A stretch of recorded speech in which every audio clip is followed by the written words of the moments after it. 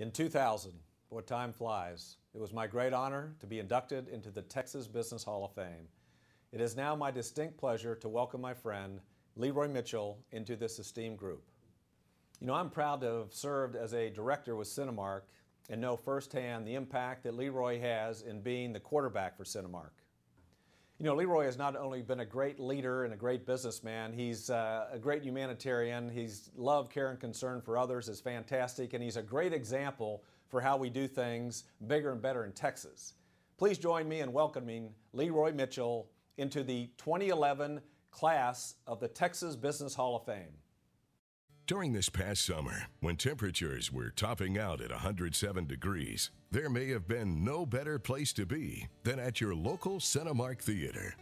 Thanks to Leroy Mitchell, you have a wide choice of where you would like to see your movie at one of the over 5,000 Cinemark screens worldwide. Movie theaters has always been the best place to watch a movie. When a film is made, the ultimate desire by the director, by the stars, and even the studios, is to have a quality film that can reach the status of a motion picture theater.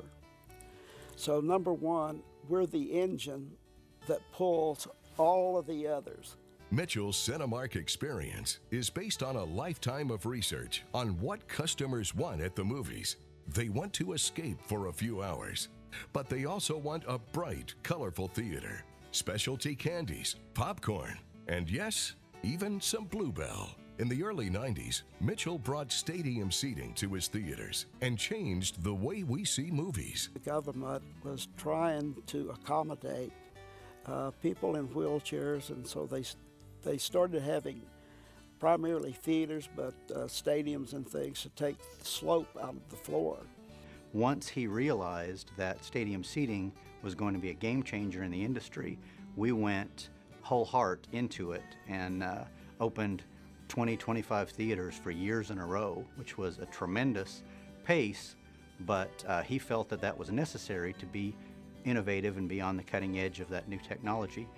He's got a vision, and he can see things that other people don't see. Whereas you may be looking at a field, he's seeing a fully developed piece of property.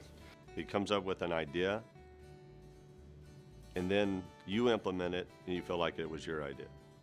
Cinemark is now the third largest movie theater circuit in the United States, with a huge presence in Latin America and 13 other countries around the world. It's a far cry from Mitchell's early days in Ennis. When I first started out, I used to depend on Jerry Lewis and Elvis Presley to buy my kids Christmas gifts. That was my whole deal. As long as I had those films, I knew that I could do that. And that was in a little theater in Ennis, Texas. I was basically doing everything myself. I was doing the real estate deals, I was doing most of the film deals, the operations, so you might say that I was sort of a one-man show to a large degree. And I realized that you can never build anything of substance without people. And I realized that I wasn't in the motion picture business, I was in the people business. He started operating Dollar Cinemas in Utah and Texas, and his golden touch soon earned him the nickname Dollar House Mitchell. He views that as a high compliment. It's just like anything else. You just have to pay attention to your nickels and dimes, and maybe the dollar business has trained me to watch things a little bit closer in this business. We still have discount theaters even today.